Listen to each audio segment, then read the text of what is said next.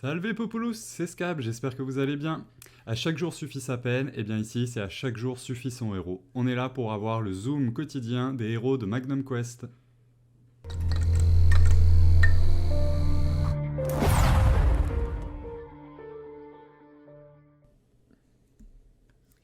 Bien le bonjour, on se retrouve aujourd'hui pour le zoom de Derla, la couronne de culpabilité, donc première héroïne de la faction ombre sur ces zooms. Elle est donc faction ombre type intelligence, orientée avec des dégâts magiques, une capacité de survie assez intéressante, un petit peu de buff, du debuff et surtout du contrôle.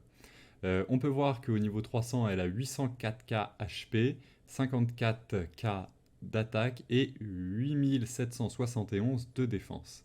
C'est une des héroïnes les plus fortes de la faction ombre à l'heure actuelle. Elle peut être aussi bien placée en front lane qu'en back lane.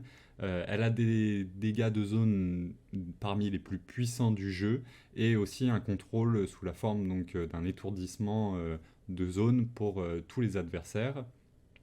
Pleinement exploitable à partir du niveau 201 où grâce à sa compétence ultime, elle va pouvoir un petit peu siphonner de la vie, donc tout en attaquant, récupérer la vie qu'elle aura perdue.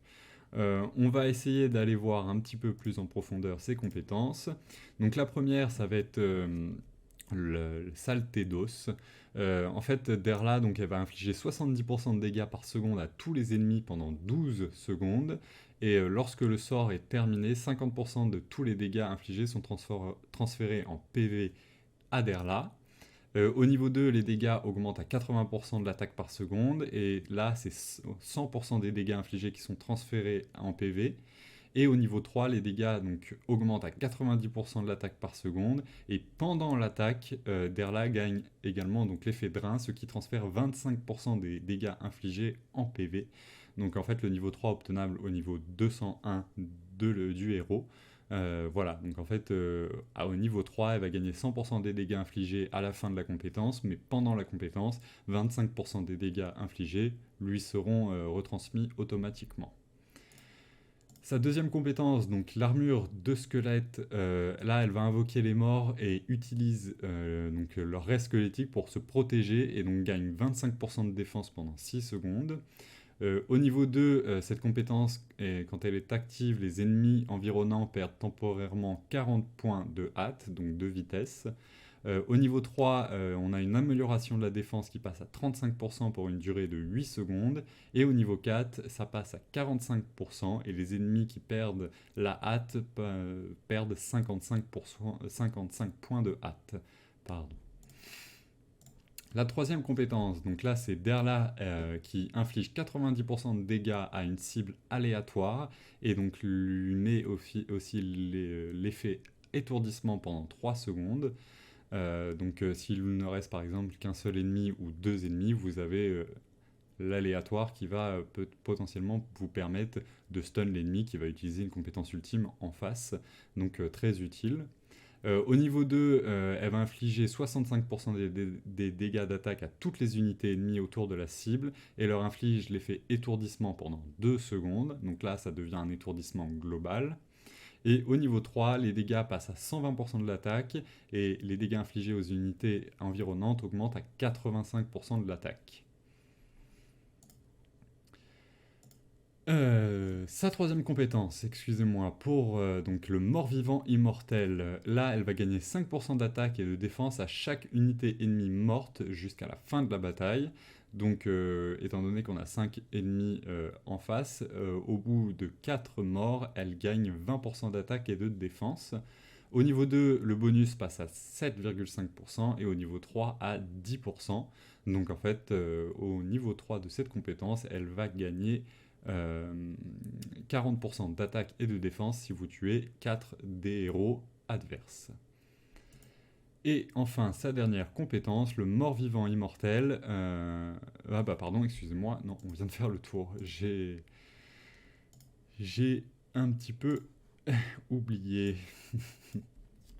On va recommencer parce que j'aime pas du tout. Voilà, hop là. Donc maintenant, on va aller voir un petit peu sa carte de compétences, sa carte des étoiles.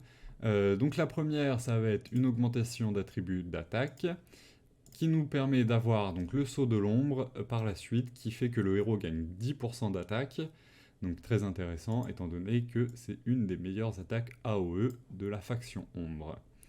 On va pas se le cacher, spécialisé dans les dégâts AOE et un petit peu de contrôle, donc on va aller essayer principalement de chercher de l'attaque, du critique et un petit peu de précision. Donc sans surprise sur la première, on va chercher de l'attaque, sur la deuxième, le taux critique, la troisième ici encore une fois de l'attaque, et sur la dernière, on va aller chercher de la précision. On débloque donc une des trois compétences de la carte bronze. Sur ces trois compétences, une seule est recommandée, c'est celle-ci, la perçue de force, qui fait qu'après avoir activé la compétence ultime, on augmente les dégâts de 8% pendant 10 secondes, une augmentation de statistiques offensives, sans surprise. Là, ça va être la soif de sang, donc c'est la capacité de 20 points de sensu pendant 8 secondes.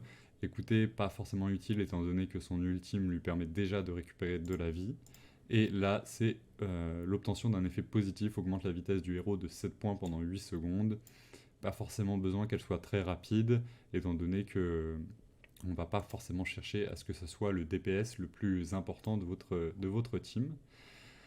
La petite star map intermédiaire, toujours de l'attaque à aller chercher. La star map, donc la carte des étoiles argent, sur celle-ci, donc la première, là, on va aller chercher du taux critique. Voilà, celle-ci. Là, encore une fois, de l'attaque. Ici, vous avez le choix entre précision, taux critique. Moi, personnellement, j'ai été chercher de la précision. Mais le taux critique est tout aussi légitime à augmenter. Pour la dernière, encore une fois, on va chercher de l'attaque. Et ce qui va nous permettre de débloquer la bénédiction de l'intelligence, les deux attaques normales qui infligent des dégâts de zone après la compétence ultime.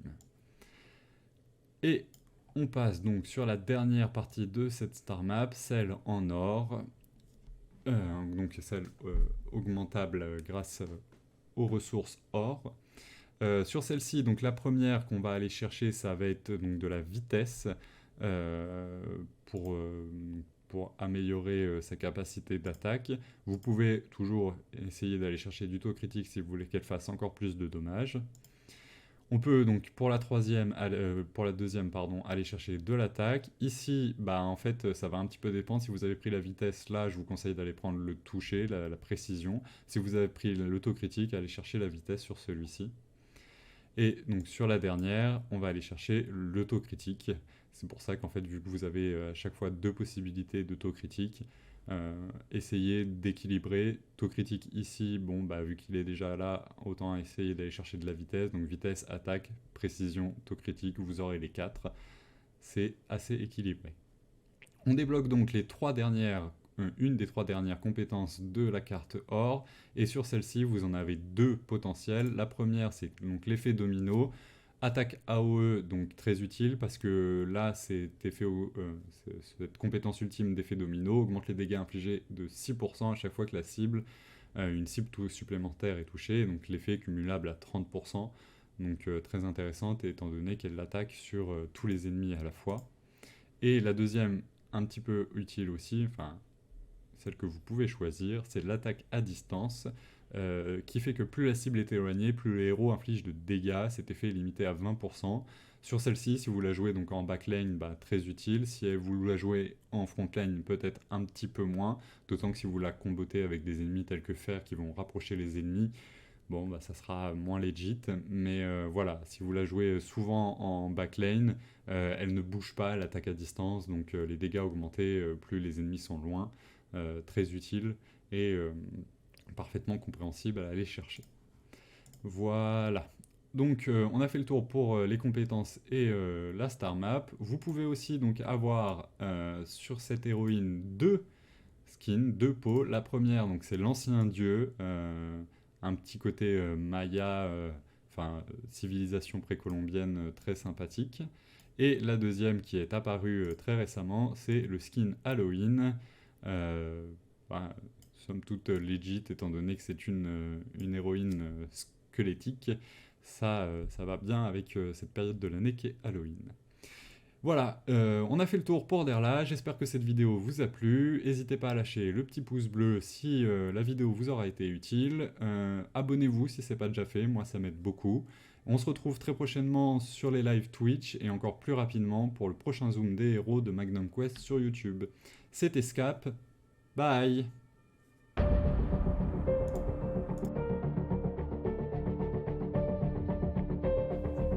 Hey, s'il te plaît, lâche un petit pouce bleu et n'hésite pas à t'abonner.